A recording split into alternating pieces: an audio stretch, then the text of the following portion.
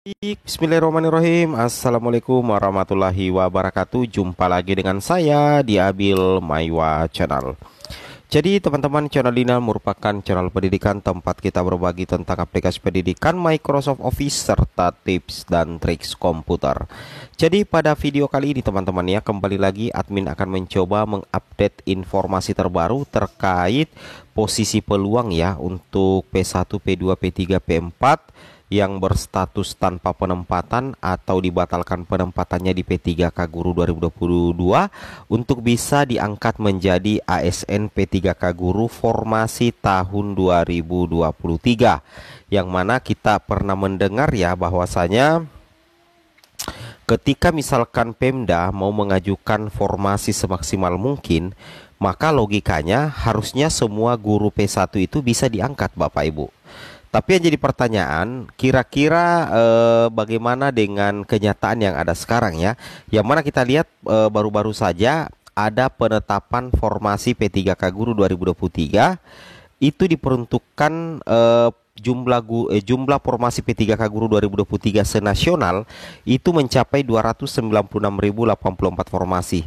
Sangat jauh dari kebutuhan awal yang pernah dicanangkan oleh pusat sebanyak 580.000.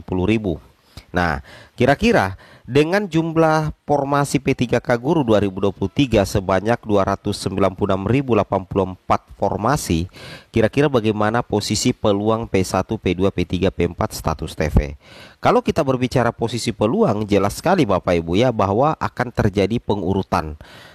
Pasti tidak menutup kemungkinan akan ada perengkingan ya, apakah nanti yang sama-sama P1, sama-sama P2, P3 atau P4 ya, itu berdasarkan nilai.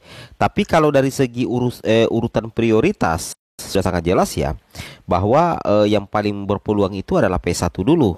P1 karena dalam mekanisme P3K Guru 2023 P1 itu tinggal menunggu penempatan saja. Begitu ada formasi yang tersedia Bapak Ibu, maka P1 ini bisa langsung diangkat menjadi ASN P3K Guru. Seperti itu kira-kira ya. Tapi sebelum kita lanjut, bagi rekan-rekan guru yang baru pertama kali menemukan channel ini, jangan lupa tekan tombol subscribe-nya dan aktifkan lonceng notifikasinya agar setiap hari Bapak Ibu bisa mendapatkan update terbaru terkait P3K Guru formasi tahun 2023. Baik Bapak Ibu, tanpa kita perlu berlama-lama lagi, langsung saja to the point ke informasinya. Oke Bapak Ibu, silakan diperhatikan data ini. Inilah data penempatan guru yang telah memiliki nilai di atas passing grade ya. Nah sekarang kita lihat ya, untuk jumlah formasi P3K Guru itu berjumlah 296.084 ya.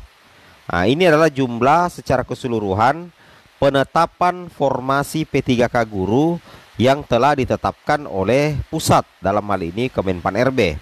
Sedangkan kalau kita melihat jumlah pelamar prioritas 1 yang belum dituntaskan menjadi ASN P3K Guru 2023 itu berjumlah 62.546. Ya, oke. Ya, 62.546 Bapak Ibu. Nah, bagaimana posisi peluang kalau seperti ini? Kita lihat ya, jumlah formasinya jauh lebih besar ya ketimbang guru yang lulus PG.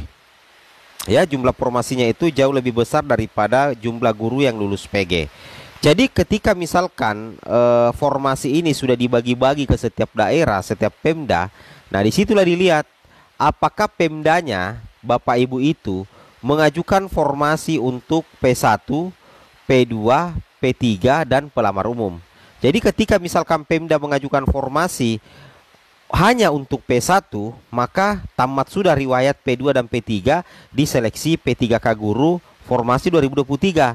Tapi kalau misalkan Pemda Bapak Ibu itu menyediakan formasi P3K Guru bukan hanya P1 tapi juga ada selain P1, maka potensi Bapak Ibu itu untuk diangkat menjadi ASN P3K itu sudah sangat besar. Nah, jadi apakah cukup 296.084 ini bisa menuntaskan guru honorer di tahun 2023? Jelas belum Bapak Ibu ya, jelas belum. Kenapa? Karena kebutuhan itu ada 580.000 sebenarnya. Kebutuhan itu ada 580.000 Bapak Ibu. Sedangkan formasi yang ditetapkan hanya 296. Nah, bagaimana dengan P1? Apakah P1 ini bisa dituntaskan semuanya di tahun 2023? Kalau kita hitung-hitungan di atas kertas, khusus kalau P1 itu bisa Bapak Ibu, bisa dituntaskan semua menjadi ASN P3K. Yang penting Bapak Ibu ya, yang penting Pemdanya itu mengajukan formasi sesuai dengan data linearitas yang ada di masing-masing data P1. Nah, jadi kalau misalkan Pemdanya mengajukan formasi yang linear dengan ijazah P1, maka P1 itu bisa tuntas meskipun jumlah formasi itu hanya 296.084, karena jumlah P1 yang tersisa itu 62.546 Bapak Ibu. Jadi tetap ya, tetap berpotensi dituntaskan semuanya.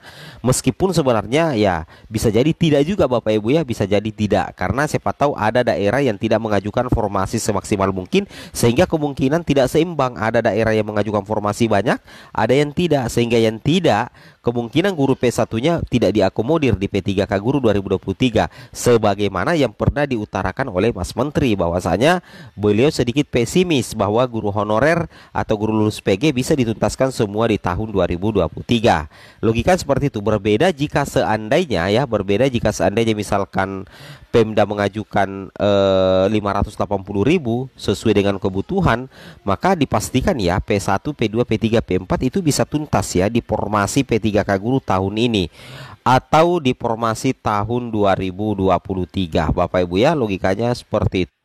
Nah, Bapak Ibu bisa melihat di sini ya, ini adalah sebaran sisa 62.000 guru passing grade ya 2021 per provinsi. Nah, di sini ada datanya Bapak Ibu ya, jelas sekali ada datanya di sini. Di sini dikatakan sebaran sisa 62.000 guru passing grade ya, P3 passing grade 2021 per provinsi. Misalkan kita lihat ya, Sulawesi Barat ya, Sulawesi Barat ya, yang diangkat itu P1-nya 379. Nah, sisanya untuk Sulawesi Barat untuk P1 itu cuma 6 ya. Nah, ini jadi kalau misalkan Sulbar ini mengajukan formasi anggaplah 10, maka otomatis P1 ini bisa diangkat semua ya kalau misalkan linear. Kalau logika seperti itu ya. Nah, logika seperti itu ya. Jadi misalkan Sulbar ini mengajukan formasi untuk guru itu 10 dan linear dengan 6 yang sisa P1 yang berjumlah 6 ini, maka tuntas semua P1-nya untuk Sulawesi Barat, dan ada plus 4 formasi sisa itu bisa diperuntukkan untuk apa ya? Untuk P2, kemudian P3 dan pelamar umum. Logikanya seperti ini. Tes cat untuk P2, P3 dan pelamar umum itu bisa dilaksanakan ketika sudah tidak memungkinkan lagi penempatan untuk P1 Bapak Ibu ya. Itu ya. Nah, di sini kita bisa lihat. Nah, ini dia mekanisme seleksi P3K Guru tahun 2023. Kalau logika seperti itu ya. Mekanismenya itu kan ada dua. Yang pertama penempatan, yang kedua seleksi menggunakan CAT atau cat Bapak Ibu. Jadi penempatan dulu. Penempatan semua guru lulus PG yang memungkinkan untuk ditempatkan. Nah, misalkan seluruh penempatan masih ada tersisa formasi, di sini dikatakan jika masih tersedia formasi, barulah dilaksanakan seleksi menggunakan cat secara berurutan, mulai P2, P3, kemudian pelamar umum.